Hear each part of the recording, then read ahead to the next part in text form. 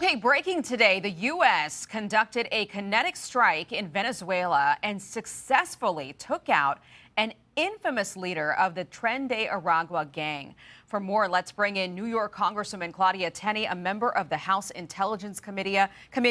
Congresswoman, obviously, you know, this is a huge deal for our war against the drug trafficking, but also the president set out and said that he wanted to bring justice to the families of Jocelyn Nungre and also Laken Riley, and now he's delivered that. What's your response to it's really important that we continue to crack down on these cartels. They've been pervasive. They've been able to get through our borders that were unsecure before President Trump came into office. They're able to use very sophisticated telecommunications and other resources that they use in order to, take advantage of our citizens, profit off of our citizens, not just drug trafficking, but human trafficking. And you've seen all kinds of, great news this week. We discovered that there were 146,000 human trafficked children.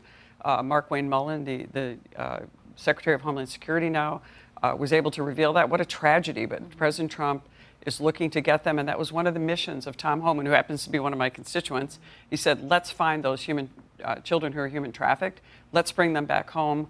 Let's find safety. Why did we allow this to happen in our country? And President Trump is going to the top leadership of these dangerous criminal gangs and trying to stop that from happening. Yeah, the numbers were pretty alarming. And I know some folks down in Texas, a pastor and his wife, that do a lot of good work in trying to find these missing kids, because there are so many that came across the border. We don't know where there are.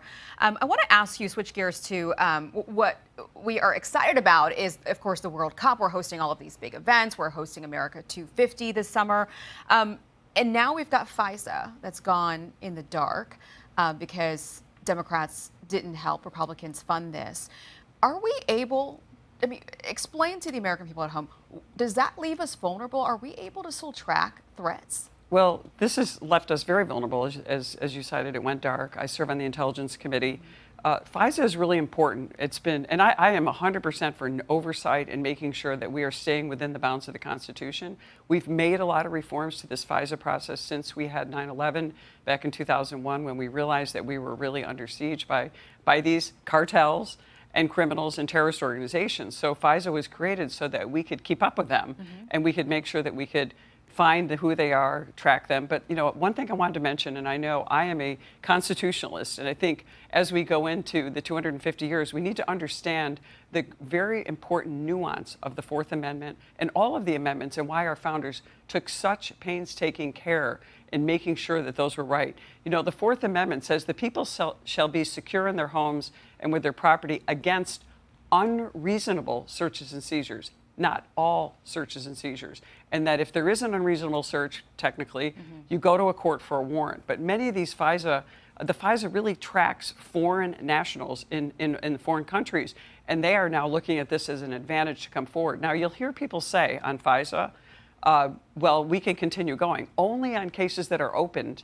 We cannot open new cases. So as we have all these World Cup events happening all across the country, be nice to have it. Anyone can come to the border or continue this and they could be new persons that we can't find out who they are and search them, these foreign entities and foreign persons, without having the access to the FISA. And every day that we're dark, every day we miss opportunities and links to know who it is, where they're going, and how we can keep Americans safe.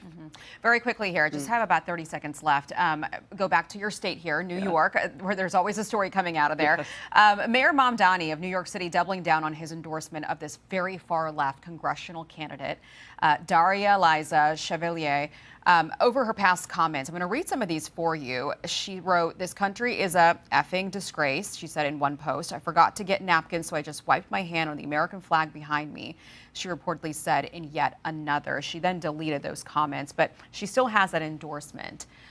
What does that say to you, that he won't back down from it? It's just incredible that these so-called Democrat socialists of America, which they're not democratic, they're even worse than socialists. They're actually anarchists, and they're people who hate America. They don't want to uphold our Constitution. They don't believe in human rights and individualism that we revere.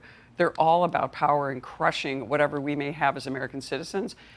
Our Constitution is supposed to unify us. Everything they do is about division, and that's what Mamdani represents. Anti-police rhetoric, demoralizing the police, no borders. And how can he endorse this person who really stands against everything we stand for as a country? But it worries me as a New Yorker because Mondami got elected by a very small margin, barely over 50%. But he's a dime a dozen in New York, and so we have to worry about that. Emboldening so many other Absolutely. candidates just like him. Congresswoman, great to have you. Thank you. Be sure to like and subscribe for all the Fox News latest on YouTube and catch full shows streaming now on Fox One.